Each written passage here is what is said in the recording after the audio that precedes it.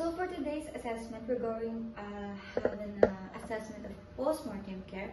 So the purpose of this is to perform post-mortem care, which is care of the body after death, and also to show same respect and dignity as a living person that needs to be prepared in a religious belief, and also to prevent discoloration, tissue damage, or deformities.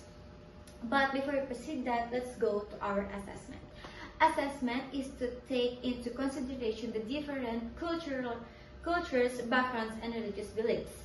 So maintain sensitivity to personal, religious, and cultural beliefs in the process. To ensure that the family are done with your practices and do not interpret their practice. And also we're going to determine if medical practitioner requested for any autopsy. Last is we're going to validate the status of the request for organ, tissue, and donation. Let's proceed to our planning. So make sure that all the equipment is gathered and prepared to avoid interruption while we are doing the assessment. First, we have here cotton balls, alcohol, sanitizer, scissor. After that, we have lab gown or disposable gown, face mask, gloves, and also the very important is our cadaver bag. We have bed linens, and then yung ating mga towel na gagamitin kay patient. Yan lang. We're going to proceed the implementations. The first one is we're going to verify the chart of the following. We confirm if the death is declared by the medical practitioner and note of death. If the autopsy is requested, validate for any organ retrieval and donation if planned. Consider religious and cultural beliefs during the process. The second one is we're going to assemble all necessary equipment needed and bring to the patient's room. Prepared and label the tabs. Next is explain to the family about the post-mortem care and procedure and the transfer of body to the mortuary and ensure that they agree. Lastly, we're going to verify the patient using two identifiers. Follow the facility's infection control practice for marking a body that possesses an infectious risk of others. After that, i-unfold natin yung kanyang mga underneath or direction. So kasi sasama natin siya sa kanyang mga belongings. Tara na sa patient. Ano rin na?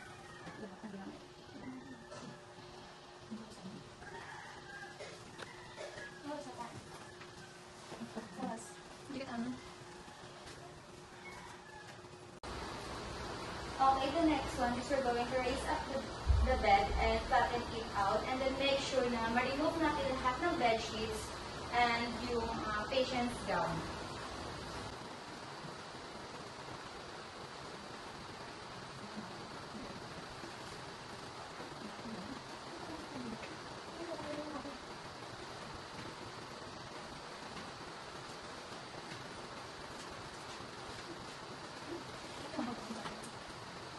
Nalagyan siya dito kasi lalagyan siya mamaya sa cadaver bag kasama sa patient.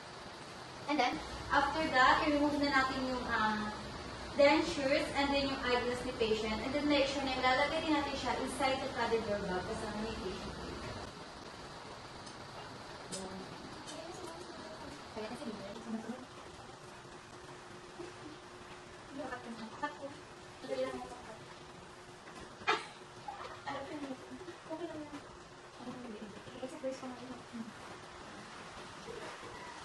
And then, kapag natin yung client, para naman, pretty pa din, kahit chubby na.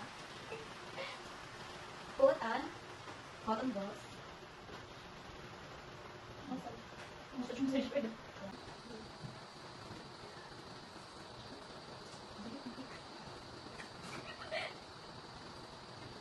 Gawa tayo ng lighter. Para ba patients? Then, Dry towel.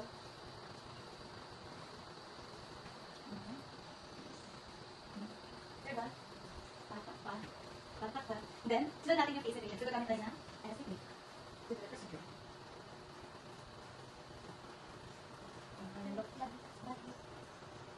Down forehead.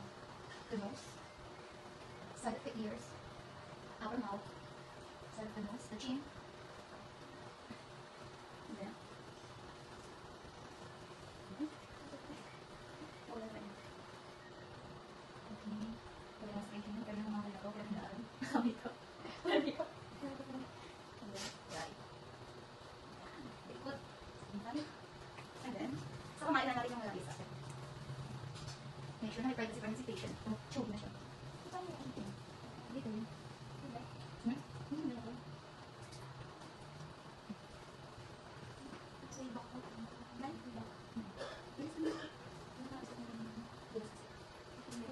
So, from this side, that's it.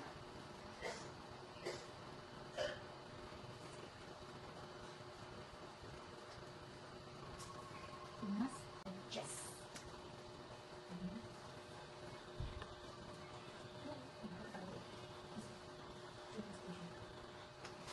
Alam mo, hindi ako ginawa. Realize ko na.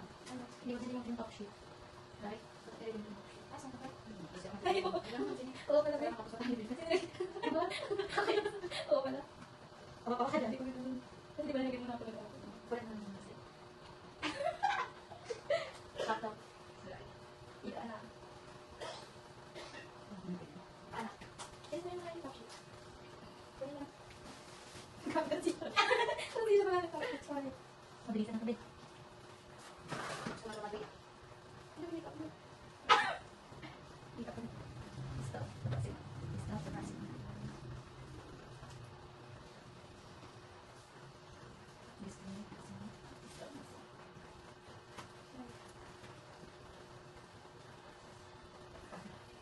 Ito na natin. Hindi naman pa. Baho. Excuse me. Wow. Hindi siya naman pa-update. Buti mo naman yung bumo. Kaya pa ako. May buti na doon. Gusto na sa kaya pa. Ay, ako lalay. Buti mo na pa.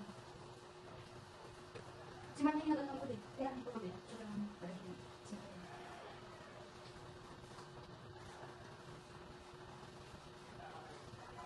Nagbulan tayo din.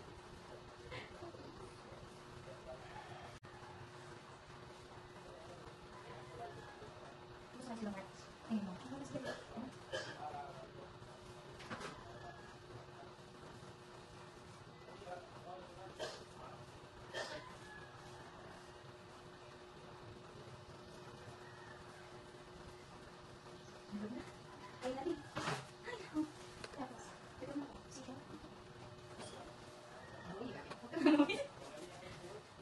Pag pinagtawa na po mo, ipagtulong ka naman. Nag-ahawin ako. Sleep well.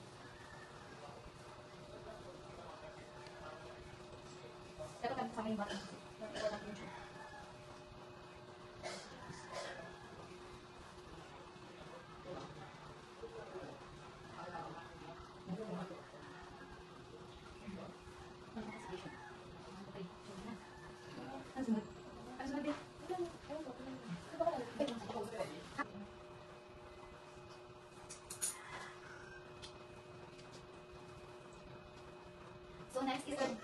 So next lagyan natin si patients ng clean hospital gown.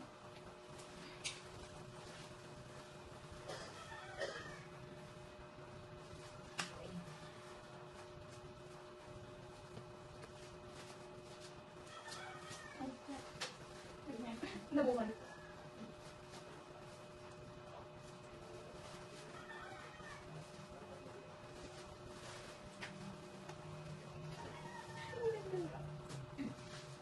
And then, ipon natin yung mga bilangin niya sa patients. And then, after that, ipapasay natin siya sa family order natin. And then, after that, after natin napasay yung mga belongings ni patients, ilagay natin sa higtaw niya yung kanyang name tag. So, para pag dinala siya sa morgue, makikita yung kanyang name, kung kaya siya namatay, anong oras, and then yung last procedure na nagkasip niya. But if iyaan po, pag iyaan din na natin, ang family order,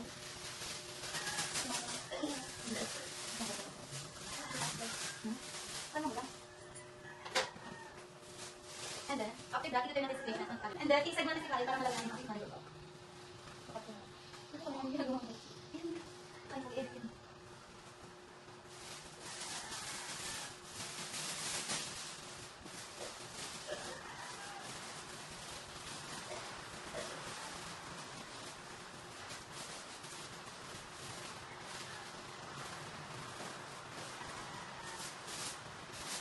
Then, sabi natin sa patient, to the other side. Pag-bit na natin ka. Nakain pa ka? Ito wala pinabak. And then, mag-i-ayos natin. So, then, 1.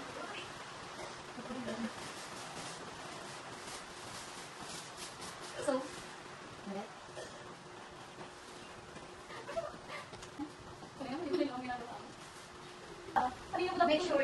Make sure na napoverty kay patient yung kanyang deadliness. Ulit. And then, pwede ito gawin kasama niya. Together with her bilangin kasi sinabi. Kanyang eyeglass. Uy, kasama yan inside the bag na, diba? Yung kay Barbie niya. Hindi pa yung sinabi niya. Diba, sinabi natin sa nila.